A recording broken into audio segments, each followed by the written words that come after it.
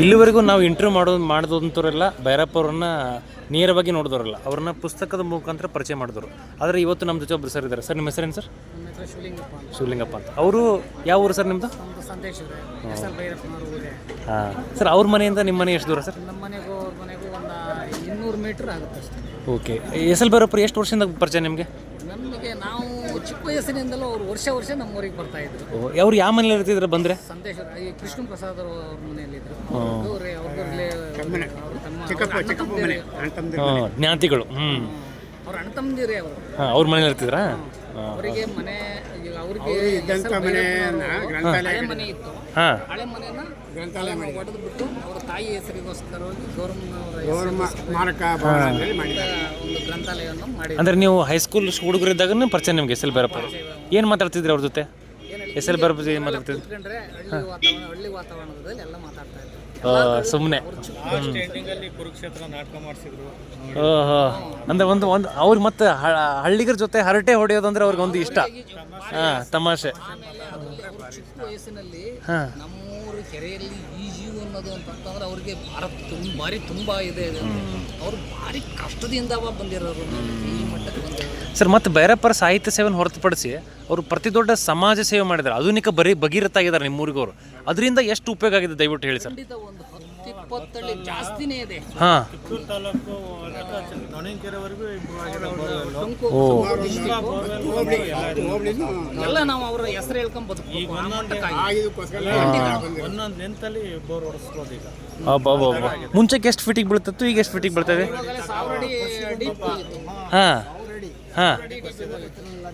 ಈಗ 100 ಅಡಿ 400 ಅಂದ್ರೆ ಅಂತರ್ಜಲವನ್ನ ಡಬಲ್ ಮಾಡಿದಾರೆ ಅವರು. ಒಂದು ಲೆಂತ್ ಅಂದ್ರೆ 20 ಅಡಿಲೇ ನೀರೈತೆ. ಈಗ ಒಂದೊಂದು ಲೆಂತಿನಲ್ಲೇ ನಮ್ಮ ತೋಟಗಳಲ್ಲೆಲ್ಲ ಒಂದೊಂದು ಲೆಂತಿನಲ್ಲಿ ಅವ್ರು ಮಾಡಿರೋದು ಪೂರ್ಣ ಮಾಡಬೇಕು. Okay okay. ಸ್ಟಾಪ್ ಮಾಡಿಬಿಟ್ಟಿದೆ. 1 ಕೋಟಿಗೆ ಕೆಲಸ ಆಗಿದೆ. ಅಂದ್ರೆ ಸರ್ಕಾರಿ ದುಡ್ಡು ಅದು? ಮಾಡ್ತಾರೆ ಸರ್, ಮಾಡ್ತಾರೆ ಸರ್. ಇನ್ನೊಂದು ಅವರು ಸರ್ಕಲ್ಗೆ ಬುದ್ಧಿ ಪೂಜೆ ಮಾಡಿದ್ರು ಪಾಪ. ಅದೊಂದು ಫ್ರಂಟ್ ಅಲ್ಲಿ ಸರ್ಕಲ್ ಆಗಿಲ್ಲ. ಅದೊಂದು ಆದ್ರೆ S L Bhyrappa circle. But ಮೈಸೂರಲ್ಲಿ already S L Bhyrappa road ಇದೆ. ಅಲ್ಲಿ ನಮ್ಮೂರಲ್ಲಿ ಸರ್ಕಲ್.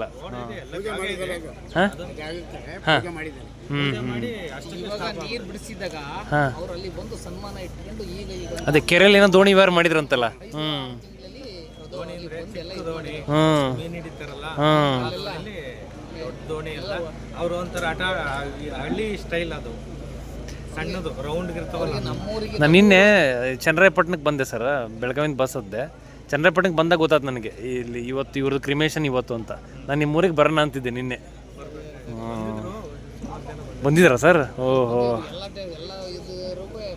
ಓಹೋ, ಹೌದಾ ಸರ್? ಒಂದು ದಿವಸ ಬರ್ತೀನಿ ಸರ್, ಅವ್ರ ಮನೆ ಎಲ್ಲ ತೋರಿಸಿ ಸರ್.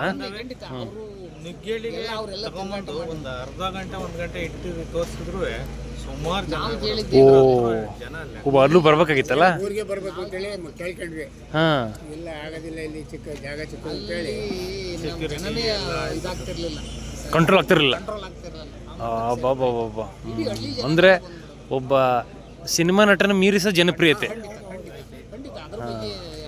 ಅಂದ್ರೆ ಅವ್ರು ನೀರು ತುಂಬಕ್ಕಿಂತ ಮುಂಚೆನೂ ಜನಪ್ರಿಯತೆ ಇತ್ತಲ್ಲ. ಡಬಲ್ ಆಯ್ತು ಸಾಮಾನ್ಯ ಮನುಷ್ಯರಿಗೂ. ಅವಾಗ ಅವ್ರದ್ದು ಬಗ್ಗೆ ಎಲ್ಲರಿಗೂ ಗೊತ್ತಾಯ್ತು. ಈಗ ಜಾಸ್ತಿ ಎಲ್ಲರೂ ಇದ್ದಾರೆ.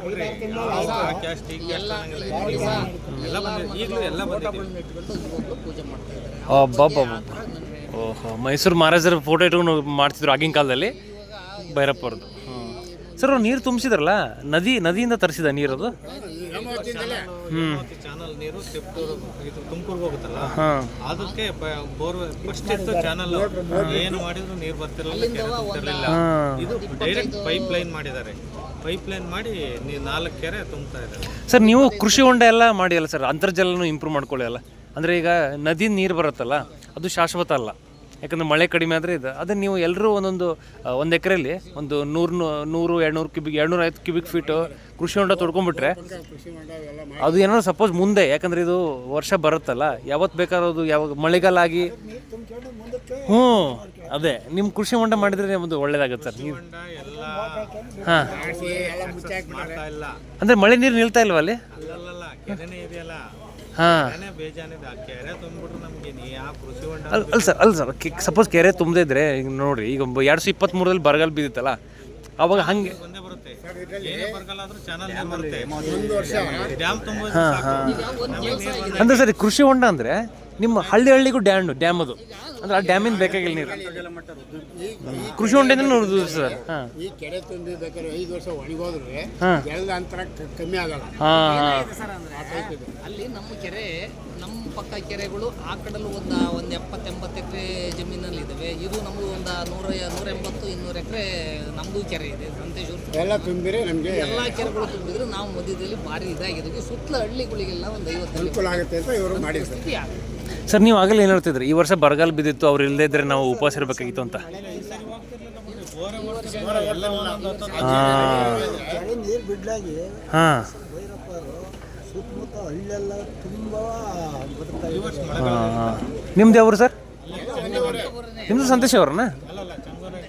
ಚನ್ಗೋನಹಳ್ಳಿ ಅಂತ. ಚನಗೋನಹಳ್ಳಿ, ಹಾಂ ಹಾಂ ಸಂತೇಶ್ವರ, ಇಲ್ಲಿ ಪಕ್ಕ ಬಿದ್ದೇರಹಳ್ಳಿ, ಯಾಚಂದ್ರ ಎಲ್ಲ ಒಂದೊಂದು ಕಿಲೋಮೀಟರ್ ಬಸ್ಸು ಹಿಂಗೆ ಬಿಟ್ಟಿದ್ದಾರೆ ಅನ್ನೋದು ಗೊತ್ತಾಗಲಿಲ್ಲ. ಅಂದ್ರೆ ನಿಮ್ಮ ತಾತ ಯಾರಾದರೂ ಭೈರಪ್ಪ ಅವ್ರ ಕ್ಲಾಸ್ಮೇಟ್ ಇರ್ಬೋದಲ್ಲ? 5th 6th ಭೈರಪ್ಪ ಅವ್ರ ಜೊತೆ ಓದಿರೋರು ಅವ್ರ ಕ್ಲಾಸ್ಮೇಟಾ? ಓಹೋ, 5ನೇ 6ನೇದು. ಹಾಂ, ಓ ಭೈರಪ್ಪ ಅವ್ರ ಕ್ಲಾಸ್ಮೇಟ್ ಅವರು? ಓ ಶಿವೇಗೌಡ್ರದ್ದು ಇದೆ ಅಲ್ಲ ಬಿತ್ತಿಲೆ? ಚೆನ್ನಮ್ಮ ಅಂತ ನಮ್ಮ ತಾಯಿ. ಹೌದಾ? ಹಾಂ ಹಾಂ ಅದೇ ಶಿವೇಗೌಡ್ರ ಮಗ, ಅದೇ ಶಿವೇಗೌಡ್ರ ಮಗ ಒಬ್ಬರು ಭೈರಪ್ಪ ಕ್ಲಾಸ್ಮೇಟ್ ಇರ್ತಾರೆ. ಲಿಂಗಣ್ಣವ್ರ ಬಗ್ಗೆ ನಿಮ್ಮ ತಾಯಿಯವ್ರನ್ನ ಹೇಳ್ತಿದ್ದೀರಾ, ಅವ್ರ ಅಪ್ಪರ ಬಗ್ಗೆ, ಭೈರಪ್ಪರ ಅಪ್ಪರ ಬಗ್ಗೆ? ಓಹೋ, ಅಲ್ಲ ಅವಾಗ ನೀವು ಏನಾರು ಕೇಳ್ತಿದ್ರಾ ಭೈರಪ್ಪರ ಅಪ್ಪ ತಂದೆ ತಾಯಿಗಳ ಬಗ್ಗೆ? ಹೇಳೋದು ನಮ್ಮನೆಲ್ಲ ಧಾರಾವಾಹಿ ಮಾಡ್ಕೊಂಡು ಹೋಗಿದ್ರು. ಹಾಂ ಹಾಂ ಧಾರಾವಾಹಿ ಮಾಡಿದ್ರು. ಹಾಂ ಎಲ್ಲ ದೊಡ್ಡ ಇವರೆಲ್ಲ ಬಂದಿದ್ರು. ನಮ್ಮನೆ ಅವಾಗೆಲ್ಲ 62ರಲ್ಲೇನೋ ಬೀದಿ ದೀಪ ಬಂದಿದ್ದು. ಹಾಂ ಬೀದಿ ದೀಪದಲ್ಲಿ ಹೋಗ್ತಿದ್ವು ಅಂತ ಇವರು ಬೀದಿ ದೀಪದಲ್ಲಿ ಮನೆಯಲ್ಲಿ ಲೈಟ್ ಇರಲಿಲ್ಲ. ಇವತ್ತೇಳರಲ್ಲಿ ಇವರಿಗೆ ಪ್ಲೇಗ್ ಅವ್ರ ಅಣ್ಣತಮ್ಮಂದಿರು ಅದಕ್ಕಿಂತ ಮುಂಚಿದ್ದು ಇವ್ರೇನ್ ಮಾಡಿದ್ರು, ಇವ್ರಿಗೂ ಪ್ಲೇಗ್. ದೇವಸ್ಥಾನದಲ್ಲಿ ಓದ್ತಾ ಇದ್ರು ಅವ್ರು, ದೇವಸ್ಥಾನ ದೀಪದಲ್ಲಿ ಓದ್ತಾ ಇದ್ರು. ಹಾಂ ಹಾಂ ತಾಯಿ ಎಲ್ಲ ಪ್ಲೇಗ್ ಬಂದು ಅಣ್ಣ ಎಲ್ಲ ಸತ್ತೋದ್ರಲ್ಲ, ಅವ್ರ ತಾಯಿ ಎತ್ತಿಬಿಟ್ಟು ಬದುಕಿ ಅವ್ರಿಗೂ ತಾಯಿಗೂ ಪ್ಲೇಗ್ ಆಗ್ಬಿಡ್ತಂತೆ. ಹಾಂ ಆ ಸ್ವಾಮೀಜಿಯವ್ರ ಮಡ್ಲಿಗೆ ಹಾಕ್ಬಿಡ್ತಂತೆ. ಉಳಿದ್ರೆ ನಿಮ್ದು ಏನು ಉಳಿಲಿ ಅಂತ. ದೇವಿರಯ್ಯನವರು ದೇವರೇನಾರಲ್ಲ ಇಲ್ಲ, ಸ್ವಾಮಿಗಳ ದೇವಿರಯ್ಯನವರು, ಸ್ವಾಮಿಗಳು ಇವರು ಅಂತ ದೇವಿರಯ್ಯನವರು ಹಾಂ ದೇವರಯ್ಯನವರು ಅವ್ರು ನೆನ್ಪಿಡಿದ್ರು ದೇವರಯ್ಯನವರು. ಮಹಾದೇವ ಸ್ವಾಮಿಗಳು, ಮಹಾದೇವ ಸ್ವಾಮಿಗಳು ಅವ್ರ ಮಡ್ಲಿಗೆ ಹಾಕಿರೋ. ದೇವರೇನರು ಬ್ರಾಹ್ಮಣರು, ಇವರು ಋಷಿಗಳು, ಇವರು ದೇವಸ್ಥಾನದಲ್ಲಿದ್ದರು, ಅವ್ರ ಮಡ್ಲಿಗೆ ಹಾಕಿರೋದು ಮಹಾದೇವ ಸ್ವಾಮಿಗಳು ಅಂತ. ಸರ್, ನೀವು ಭೈರಪ್ಪರ ಜೊತೆ ವಿಷಯ ಗೊತ್ತು ಎಲ್ಲ. ಅಲ್ಲ ಭೈರಪ್ಪರ ಜೊತೆ ಯಾರು ಒಡನಾಟ ಮಾಡಿದ್ದೀರಾ? ಒಡನಾಟ ಮಾಡಿದ್ದೀನಿ. ಅದು ಏನೊಂದು ನೆನ್ಪಿಸ್ಕೋಬೋದಾ? ನಾನು ನಮ್ಮ ಮನೆ ಬಂದು ಕೂತಿದ್ದಾಗ ನೀವು ಹೆಂಗೆ ಇದನ್ನೆಲ್ಲ ಕತೆ ಬರೀತೀರಾ ಅಂತ ಕೇಳಿದಾಗ, ಹಾಂ ನಮ್ಮ ಮನೇಲಿ ಒಂದೇ ಇದ್ರ ಮೇಲೆ ನಾವು ಹಿಂಗೆ ಕೂತಿದ್ದು. ಅವ್ರು ಹೇಳಿ, ನೋಡಪ್ಪ ನಾನು ಹಿಂಗೆ ಹಳ್ಳಿಗಳಿಗೆ ಹೋಗ್ತೀನಿ, ಹಾಂ ಹಳ್ಳಿ ಕಟ್ಟ ಮೇಲೆ ಕೂತ್ಕೊಂತೀನಿ, ಅಲ್ಲಿ ಹಿಂಗೆ ಸೇರಿರ್ತಾರೆ, ಹಾಂ ಅವ್ರ ಹತ್ರ ವಿಷಯನೆಲ್ಲ ಸಂಘರ್ಷಣೆ ಮಾಡ್ಕೊಂತೀನಿ, ಇದ್ರ ಮೇಲೆ ಆ ದಾಟಿ ಮೇಲೆ ಪಕ್ಕದಲ್ಲಿ ಬರವಣಿಗೆ ಬರಿತೀನಿ. ಸರ್, ಈಗ ಭೈರಪ್ಪರು 94 ನಾನು ಸುಮ್ಮನೆ ಎಲ್ಲೋ ಕೂತ್ಕೊಂಡು ನಾನು ಹಂಗಂಗೆ ಹೋಗ್ತೀನಿ. ಸತ್ಯನೇ ಬರೀತೀನಿ ಅಂತ. ಈಗ ಸತ್ಯ ಸಮಾಜದ ಕನ್ನಡಿ ನಾನು. ಹೌದು. ಅವರು ಹಿಂದೆ ಬಡತನದಂದ್ರಿ ನಮ್ಮನುಗಳಿಗೆ ಬಂದು ನಮ್ಮ ಅಜ್ಜಿದಿರು ಕದ ಹಾಕಿ ಊಟ ಕೊಟ್ಟರು. ಓ, ನೀವು ಗೌಡ್ರ ಸರ್? ನಾವು ಹಿಂಗೆ ಇರ್ತೀವಿ. ಅವ್ರು ಹೇಳ್ತಾರ ನಾವು ಗೌಡ್ರ ಮನೆಯಲ್ಲ ಇದು. ನಮ್ಮನೇಲೆ ಓ ಈರಮ್ಮಜ್ಜಿ ರಾಮಮ್ಮ ಅಂತ ಇಬ್ಬರಾಳು ಅವ್ರು ಊಟಕ್ಕೆ ಇಟ್ಟರು. ಕಷ್ಟ ಅಂತಂದ್ರೆ ನಮ್ಮನೇಲೆ ನಮಗೂ ಯಾವುದು ಯಾರಿಗೂ ಹೇಳಿರೋದೆ ಗುಟ್ಟಿಲೆ ಸಮಾಜದಿಂದ ಹೊರಗಾಗ್ತಾರಂತ ಗುಟ್ಟಿಲೆ. ಅವಾಗ್ನೇನವರು ಇದನ್ನೆಲ್ಲ ಮೀರಿ ಬಿಟ್ಟಿದ್ರು ಅವರು. ಕಟ್ಟುಪಾಡುಗಳು, ಸಾಮಾಜಿಕ ಕಟ್ಟುಪಾಡುಗಳು, ಜಾತಿ ಕಟ್ಟುಪಾಡುಗಳು. ಪೂರ್ವ ಪಶ್ಚಿಮ 4 ಕಡೆಗೂ ತಿರುಗಿಯವರು. ಮನೆ ತಕ ಊರೇನಿಲ್ಲ ಅನ್ನೋ ತಕಲು ಹೋಗಿ ಅವರು ಇದನ್ನ ಕಾದಂಬರಿಯನ್ನು ಬರೆದ್ರೆ ಇದೆಲ್ಲ ನೋಡ್ಕೊಂಡ್ಬಂದು ಬಂದಿಲ್ಲ ಸರ್, ಈ ಸಲ ಬರ್ತೀನಿ ಸರ್. ಏನು ನುಗ್ಗೇಳಿ ಬನ್ನಿ, ನುಗ್ಗೇಳಿಯಿಂದ ಇಲ್ಲ ನಾನು ಎಲ್ಲ ಓಡಾಡ್ತೀನಿ ಸರ್. ಸಂತೇಶ್ವರ, ಚನ್ನರಾಯಪಟ್ಟಣ, ನುಗ್ಗೇಹಳ್ಳಿ, ಮತ್ತು ಅವ್ರ ಮಾವನೂರು ಯಾವುದಿದೆಲ್ಲ ಅದು ಬಾಗೂರು, ಆಮೇಲೆ ನೊಣವಿನ ಕೆರೆ, ಅಲ್ಲೆಲ್ಲ ಒಮ್ಮೆ ಒಂದು ಗಾಡಿ ತೊಗೊಂಬರ್ತೀನಿ, ಒಂದು ಬೈಕ್ ತೊಗೊಂಬರ್ತೀನಿ, ಎಲ್ಲ ಅಡ್ಡಾಡ್ತೀನಿ. ನುಗ್ಗೇಳಿಂದ ನಮಗೆ 7 ಕಿಲೋಮೀಟರ್ ಆಯ್ತು ನಮಗೆ. ಬಾಗೂರು ಮಾವ ತುಂಬ. ಅವ್ರದ್ದು ಯಾವ್ದಾದ್ರು ಪುಸ್ತಕ ಓದಿದ್ದೀರಾ ಸರ್ ನೀವು? ಓದಿದ್ದೀವಿ, ಯಾವುದು? ಆದರೆ ಅದೇ ಧರ್ಮಶ್ರೀ ಓದಿದ್ದೀನಿ ನಾನು. ಓಕೆ. ನೀವು ಸರ್? ಪರವಾಗಿಲ್ಲ ಸರ್, ಯಾಕಂದರೆ ಭೈರಪ್ಪರು ಅದೇ ಭೈರಪ್ಪರು ಏನು ಹೇಳ್ತಿದ್ರು ಗೊತ್ತಾ, ಪುಸ್ತಕವನ್ನು ಓದದೇನೂ ನನ್ನ ಸ್ನೇಹಿತರಾಗಿ ಉಳಿಬೋದು, ನನ್ನ ಅಭಿಮಾನಿಗಳು ಉಳಿಬೋದು. ಅದಕ್ಕೆ ನೀವೇ ಸಾಕ್ಷಿ ಸರ್, ಅದಕ್ಕೆ ನೀವೇ ಸಾಕ್ಷಿ. ಅವರು ನಮ್ಗೆ ಏನು ಅಂತಂದರೆ, ಈಗ ನಮ್ಮ ಅಪ್ಪರು ಇವ್ರು ಹಿಂಗಿದ್ರು ಅಂತ ಹೇಳಿದ್ರೆ ಅದು ನಮ್ಮ ದೊಡ್ಡವರಿಂದಲೇ ಬಂದ್ಬಿಟ್ಟೈತೆ ನೆನಪು. ಈಗ ನನ್ನ ಮಗನಿಗೆ ಹೇಳತ್ತೀನಿ ಹಿಂಗಿದ್ರು ಕೊಡೋ ಅಂತವ, ಅವನ ಮಗನಿಗೆ ಹೇಳ್ತಾನೆ, ಅದು ಹಿಂಗೆ ಬಂದು ಹೋಗ್ಬಿಟ್ಟೈತಿ. ಸರ್, ಸ್ವಲ್ಪ ಜನ ಇಲ್ಲಿ ಪುಸ್ತಕ ಓದಿ ಬಂದಿದ್ದಾರೆ, ಸ್ವಲ್ಪ ಜನ ಅವ್ರ ವ್ಯಕ್ತಿತ್ವ ನೋಡಿ ಬಂದಿದ್ದಾರೆ ನಿಮ್ಮ ಥರ, ಸ್ವಲ್ಪ ಜನ ಅವರು ಪುಸ್ತಕದಿಂದ ಮಾಡಿದ ಫಿಲ್ಮ್ ನೋಡಿ ಬಂದಿದ್ದಾರೆ. ಹೌದೌದು. ನಾವು ಅವ್ರ ವ್ಯಕ್ತಿತ್ವ ಏನು ಅಂತ ನೋಡಿ ಸರ್, ಈಗ ಈರಮ್ಮಜ್ಜಿಂತ ಈಗ ಇವ್ರ ಮನೆ ಅಜ್ಜಿನೇ ಎಲ್ಲ ಹೇಳೋದು. ಈರಮ್ಮಜ್ಜಿ ಚೆನ್ನಾಗಿದ್ದೇನಕ್ಕ, ಮನೆಗೆ ಬಂದು ಮಾತಾಡ್ಸ್ಕೊಂಡು ಹೋಗೋರು. ಯಾರನ್ನು ಕೇಳ್ತಿರಲಿಲ್ಲ, ಅವ್ರ ಮನೆ ತಕ ಹೋಗಿ ಅವ್ರ ಮನೆ ಚೆನ್ನಾಗವರ ಏನು ಎಂತ ಅಂತ ಅವ್ರ ಮನೆ ವಿಚಾರ ಮಾಡೋರು. ಅವ್ರ ಮನೆಗಳ ತಕ ಹೋಗಿ ವಿಚಾರ ಮಾಡ್ತಾರೆ. ಅಲ್ಲೆಲ್ಲ ಕೇಳಿ ಯಾರು ಅವರಿಲ್ಲ ಅಂತಂದ್ರೆ ಅವ್ರ ಮನೆ ತಕ ಹೋಗೋರು. ಮಾಮೂಲಿ ಮನುಷ್ಯರಂಗೆ ಬರೋರು. ಅವರೇನು ಯಾವ ಆಡಂಬರ ಪ್ಯಾಂಟು ಶರ್ಟ್ ಅಷ್ಟೇ. ಮೈಸೂರು ಕಾರ್ ತೊಗೊಂಬರ್ತೀರಾ? ಕಾರ್ ಅವರೇ ಓಡಿಸ್ಕೊಂಬರ್ತೀರಾ? ಅವರೇ ಕಾರ್ ತೊಗೊಂಬರ್ತೀರಾ? ಇವಾಗ ಇತ್ತೀಚೆಗೆ ವಯಸ್ಸಾದ ಡ್ರೈವರ್ ಇಟ್ಕೊಂಬರ್ತೀರ? ಮೈಸೂರಿಗೆ ಹೋದೆ ನಾನೇ, ಅವ್ರ ಮನೆ ನಾನೇ ಹೋಯ್ದೆ. ಇವ್ರೊಬ್ಬರೇ ಇದ್ರು. ಒಂದು ಬೆಳೆದೊಂದು ಪೈಜಾಮ ಟೈಪ್ ಇದನ್ನ ಕೇಳಿದ್ರು, ಒಂದು ಬಾಡಿ ಕೇಳಿದ್ರು. ಹೌದು. ಹಿಂಗೆ ಅಂತಂದು ಬಾರಪ್ಪನ ಕರ್ಕೊಂಡೋದ್ರು, ಕಾಲ ವೇಣಕ್ಕೆ ಹೋದ್ರು. ಅವರೇ ನನಗೆ ಕೊಟ್ಟರು. ಒಂದು 5-6 ಏಕ ಬೇಸನ್ಗಳು ಕೈ ತುಳಿಯೋಕೆ. ಹೋಗಪ್ಪ ಅಲ್ಲಿ ಕೈ ತೊಳ್ಕಂತಂದ್ರು. ಮನೆ ಮುಂದೆ ಒಂದು 3 ತೆಂಗಿನ ಮರ ಇದೆ. ಯಾಕಪ್ಪ ಅಷ್ಟಾಗ್ತಿರೋದಪ್ಪ, ಏನು ಮಾಡೋದು, ಏನು ಸಮಾಚಾರ ಅಂತಂದು ಹೇಳ್ತೀನಿ ಸೊಸೆ ಅಂದೆ. ಈ ಥರ ಇದ್ರಲ್ಲಿ ತಗೊಂಬಂದಿದ್ದೆ, ಅವು ಸೊಸೆಗಳ ಬೀಜನೇ ಸರಿ ಇಲ್ಲ ಅದು ಅಂತ ಹೇಳಿದೆ. ಹಂಗೆ ಅದು ಪೇಡ್ ಬರೀಬೇಕು, ವಯಸ್ಸಾದಾಗ ಕಾಯಿ ಬಿಡುತ್ತೆ, ಅಲ್ಲಿವರೆಗೂ ಬೆಳೆ ಎಳೆ ಕಾಯಿ ಮೇಲೆ ಅದು ಸೊಸೆ ಮಾಡ್ಯಾರೆ ಅಂತ ನಾವು ಒಪ್ಕೊಂಡ್ರು. ಸರ್, ಈಗ ಭೈರಪ್ಪರು 94ನೇ ವಯಸ್ಸಿಗೆ ತೀರ್ಕೊಂಡಿದ್ದಾರೆ. ಇದ್ರ ಬಗ್ಗೆ ನಿಮ್ಗೆ ಏನು ಅನ್ಸುತ್ತೆ ಸರ್? ನಮಗೆ ಅವ್ರು ಇರಬೇಕಾಯ್ತು, ಅದೇ ಸೆಂಚುರಿ ಹೊಡಿಬೇಕಾಗಿತ್ತು. ಈಗ ಇರಬೇಕಾಯ್ತು. ಅವರು ಅಲ್ಲೇ ಕೂತಿರ್ಲಿ, ಅದರ ಇದೇ ಬೇರೆ ಇತ್ತು. ಅವ್ರ ಏಜ್ನರು ಒಬ್ರು ಅಂತ ನೀವು ಬಂದ್ರೆ ಮನೆ ಹಿಂದ್ಗಡೆನೆ ಐತಿ ಮನೆ. ರಾಜಣ್ಣವರು, ಅವ್ರ ವಯಸ್ಕರು ಒಬ್ಬರೇ ಅವ್ರು, ಯಾಕಂದ್ರೆ ಪಕ್ಕದ ಮನೆನೇ, ದೂರ ಇಲ್ಲ, ಇಲ್ಲಿಂದ ಅಷ್ಟು ದೂರ ಅವರ ಮನೆ ಇವ್ರು. ಅಂದ್ರೆ ಭೈರಪ್ಪರ ಕ್ಲಾಸ್ಮೇಟ್ ಇದ್ದಿರ್ಬೋದು, ಅವ್ರು 3ನೇ ಜೊತೆ ಓದಿರ್ಬೋದು. ಅಂದ್ರೆ ಇವರು ಸ್ವಲ್ಪ ಬುದ್ಧಿವಂತಿಕೆ ಜಾಸ್ತಿ, ಈ ನಮ್ಮಲ್ಲಿ ಸ್ವಲ್ಪ ದಡ್ರು ಜಾಸ್ತಿ. ಇವರೇ ಅವರಿಗೆ ಬುದ್ಧಿ ಹೇಳೋರು, ಹಿಂಗೆ ಪಾಠ ಮಾಡ್ಯಾರಿ. ಸರ್, ಈಗ ಭೈರಪ್ಪರು 90ನೇ ವಯಸ್ಸಿಗೆ ಅವರು ತುಂಬ ಹೋರಾಟ ಮಾಡಿದರು ನೀರು ಕುಡಿಸ್ಬೇಕಂತ. ನೀವೆಲ್ಲ ಅವ್ರಿಗೆ ಒತ್ತಾಯ ಮಾಡಿದ್ರೆ, ಇನ್ನು ಮುಂಚೆ ಅವ್ರಿಗೆ 75-80ನೇ ವಯಸ್ಸಲ್ಲಿ ಈ ಥರ ಏನಾದರೂ ಅವ್ರಿಗೆ ಯಾಕೆ ಆ ಥಾಟ್ ಬರಲಿಲ್ಲ ಅವಾಗ? ಜಾಸ್ತಿ ಈ ಕಡೆ ಅಂದ್ರೆ ಸರ್, ಕೃಷಿ ಬಗ್ಗೆ ಅವರಿಗೆ ಅನುಭವ ಇತ್ತು, ಮಾಹಿತಿ ಇರಲಿಲ್ಲ. ಓಕೆ. ಅವಾಗ ಅವರು ಅಂದರೆ 2005-10ರಲ್ಲಿ ಕರೆಕ್ಟ್ ಚೆನ್ನಾಗಿದ್ರು ನೀವು, ಅಂತರ್ಜಲ ಚೆನ್ನಾಗಿತ್ತು. ಯಾವಾಗ ಅಂತರ್ಜಲ ಕೂಸಿತ್ತು ಅವಾಗ ಅವ್ರು ಎಫರ್ಟ್ ಹಾಕಿದ್ರು. ಸುರಂಗ ಮಾರ್ಗ ಅಂತ 12 ಕಿಲೋಮೀಟ್ರು, ಅದು 190 ಅಡಿ ಆಳದಲ್ಲಿ ಹೋಗಿರೋದು. ನೀರೆಲ್ಲ ನ್ಯಾರಿಂದೆಲ್ಲ ಬಸಾಕ್ತು. ಆಗ ದೇವರಾಜ ಅರಸು ಚೀಫ್ ಮಿನಿಸ್ಟ್ರು ಅವ್ರು ಹೇಳಿದ್ರು, ನಾನು ಶಂಕುಸ್ಥಾಪನೆಗೆ ಹೋಗಿದ್ದೆ, 5 ಕಿಲೋಮೀಟ್ರ್ 2 ಭಾಗನೂ ನೀರು ಇರಲ್ಲ, ನೀರು ಕುಟ್ಕೊಂಡು ಹೋದ್ರೆ ಮಾತ್ರ ಇದು ಉಳ್ಕೊಳತ್ತೆ ಅಂತ ಹೇಳಿದ್ರು. ಮಾಡ್ಲಿಲ್ಲ. ನಮಗೆ ಸುರಂಗದಿಂದ ಒಂದು ಕೆರೆಗೆ, ಅದೊಂದು ಬಲ್ದಂಡೆ ಯೋಜನೆ ಅಂತ ಒಂದೇ ಕೆರೆಗೆ ಆಗಿದ್ದು.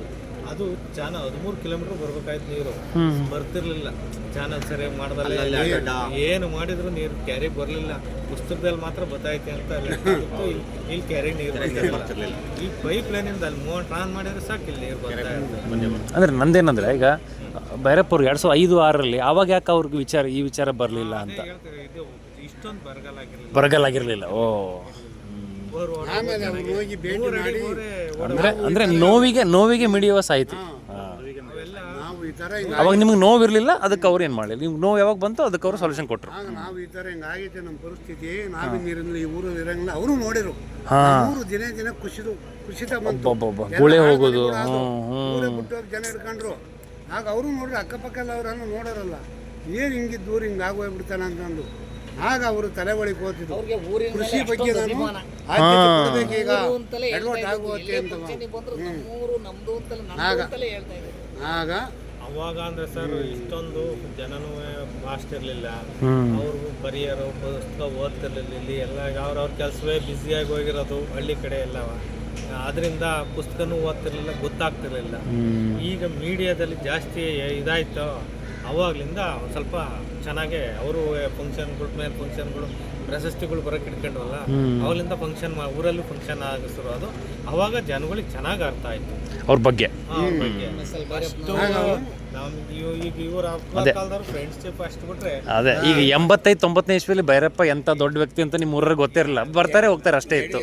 ಯಡಿಯೂರಪ್ಪನವರು ಚೀಫ್ ಮಿನಿಸ್ಟರ್ ಆದಾಗ ಇವ್ರನ್ನ ಇದು ದಸರಾ ಉದ್ಘಾಟನೆ ಕರೆಕ್ಟ್ 2018-19 ಕರೆಸ್ತಾರೆ. ಅವ್ರ ಪಕ್ಕದಲ್ಲಿ ಹಿಂಗೆ ಕೂತಿದ್ದಾಗ, ನೋಡಪ್ಪ ನಾನು ಏನೋ ಒಂದು ಕೇಳ್ತೀನಿ, ನೀನು ಮಾಡಿ ಕೊಡ್ತೀನಿ ಅನ್ನೋದಾರೆ ನಾನು ಅದನ್ನ ಹೇಳಲ್ಲ, ನಿನಗೆ ಆಗತ್ತಾ ಅಂತ ಹ್ಞೂ ಅಂತಂದರೆ ನಾನು ಅದನ್ನ ಇದು ಮಾಡ್ತೀನಿ. ಆಯಿತು, ಅದೇನಾರ ನಾನು ಮಾಡಿಕೊಡ್ತೀನಿ ಅಂತ ಅವ್ರು ಅಂದಂಗೆ. ಆಗ ಅವರು ಚೀಟಿ ಬರೆದಿದ್ದ ಅವ್ರ ಜೋಬ್ ಬಿಕ್ಕಿದಂಗೆ, ಅದು ಬಾಯ್ಬಿಟ್ಟು ಹೇಳಿಲ್ಲ. ಮನೆಗೆ ಹೋಗಿ ಯಡಿಯೂರಪ್ಪ ನೋಡ್ಕೊಂಡು ಆಗ ಅವ್ರ ಗಮನಕ್ಕೆ ಬಂದು ದುಡ್ಡು ಸ್ಯಾಂಕ್ಷನ್ ಮಾಡಿದ್ರು. ಬೊಮ್ಮಾಯಿ ಕಾಲಕ್ಕೆ ಬೊಮ್ಮಾಯಿ ಕಾಲದಲ್ಲಿ ಬಿಡುಗಡೆ ಮಾಡಿದ್ರು ಆ ದುಡ್ಡನ್ನು.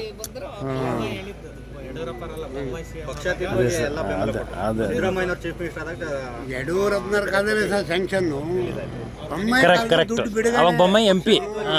ಅವರು ಯಾಕೆಂದ್ರೆ ಇವ್ರು ಮುಗಿತಲ್ಲ. ಬಟ್ ಒಂದು ಖುಷಿ ಏನಂದ್ರೆ ಸರ್, ಅವ್ರು ಇರೋವರೆಗೆ ಇರೋದ್ರೊಳಗೆ ಅದು ಆತಲ್ಲ, ಅದೊಂದು ಖುಷಿ ನೋಡ್ರಿ. ಒಂದೇ ವರ್ಷ ನೀರು ಕೊಟ್ಟು ಹೋದ್ರಲ್ಲ, ಅದು ಅದೇ ಇವ್ರಿಗೆ ಕೆಲಸ ಮಾಡ್ರಿ ಅಂತ ಇಲ್ಲಿ ಇದು ಮಾಡಿಸ್ತೀನಿ ಸಂತೇಶ್ವರದಲ್ಲಿ ಸರ್ಕಲ್ ಆ ಊರು ಅವ್ರಿಗೊಂದು ದೇವಸ್ಥಾನ ಮಾಡಬೇಕು ಅನ್ನೋದು ಭಾಳ ಇತ್ತು. ಈಗ ಆ ದೇವಸ್ಥಾನ ಅಷ್ಟು 1 ಲಕ್ಷ ದುಡ್ಡು ಕೊಟ್ಟಿರೋರು ಅವರೇ. ಗಂಗಾಧರೇಶ್ವರನ ದೇವಸ್ಥಾನವನ್ನು, ಆ ದೇವಸ್ಥಾನ ನಾನು ಮಾಡಿಸ್ತೀನಿ, ನಂದೊಂದು ₹1 ಲಕ್ಷ ದುಡ್ಡನ್ನು ಮೊದಲು ಪ್ರೈವೇಟ್ ಹಾಕಿ ಅಂತ ಅವ್ರು ಕೊಟ್ಟು ಎಲ್ಲ ಹೇಳಿದರು, ನಾನು ಮಾಡಿಸ್ಕೊಡ್ತೀನಿ ಸುಮ್ಮನೆ. ಬೇರೆ ಅದು ಕಲೆಕ್ಟ್ ಮಾಡೋದು ಬೇರೆ ಇರಲಿ, ಇದು ನಂದು ಮೊದಲನೇ ಇದು ಅಂತ ಕೊಟ್ಟಿದ್ದು. ಅವರು ಹೇಳಿದ್ರು ಒಂದೇ ತೀರ್ಮಾನ. ಇಲ್ಲ ಸರ್, ನಾನು ಏನೂ ಅಲ್ಲ ಸರ್, ನಾನು ನಿಮ್ಮ ಥರ ಅಭಿಮಾನ ಅಷ್ಟೇ. ನಾನು ಏನೂ ಹೇಳಿದ್ರು, ಈ ಮೂಮೆಂಟ್ನ ಕ್ಯಾಪ್ಚರ್ ಮಾಡ್ಬೇಕಂತ ನಾನು ಹೇಳ್ತಾ ಇದ್ದೀನಿ ಅಷ್ಟೇ. ನಮ್ಮ ಕೈ ಕೆಳಗೆ ದೊಡ್ಡ ಯೂಟ್ಯೂಬರ್ ಆ ಥರ 1000 ಜನ ಕೆಲಸ ಮಾಡೋರು, ಇನ್ನೂ ಜಾಸ್ತಿನೇ ಅವರೇ. 10,000 ಅನ್ನೋ ಅದೇನು ಲೆಕ್ಕಕ್ಕೆಲ್ಲ ದೇವಸ್ಥಾನ ಮಾಡೋದು. ಬಟ್ ಯಾವ ಬೇಕಾದ್ರೆ ಏನು ಬೇಕಾದ್ರೆ ವೈರಲ್ ಆಗ್ಬೋದು ಸರ್. ಏನು ಬೇಕಾದ್ರೆ ಅದು ಇದಾಗುತ್ತೆ, ಏನು ಎದುರುಗಡೆ ಮಾಡಿ ಅಂತ ಅಂದು ಸರ್. ಒಟ್ಟು ಪುಣ್ಯಾತ್ಮನ ಊರಿನವ್ರು ನೀವು, ಇಲ್ಲಿ ಬಂದು ನೀವು ದೇವಸ್ಥಾನವನ್ನು ಜೀರ್ಣೋದ್ಧಾರ ಮಾಡೋರು, ಭಾಳ ಜೋರ ಮಾಡೋರು. ಕೊಟ್ಟಿದ್ದಾರೆ ಭಗೀರಥ ಸ್ವರೂಪಿ ಭೈರಪ್ಪ. ಅವನು ಬಾಣ ಹೊಡ್ತಾಂಬಂದಿದ್ದ ಇವತ್ತು. Okay sir, thank you sir. Pipe ಹಾಕೊಂಡು ಆ ಕ್ಷಣದಲ್ಲಿ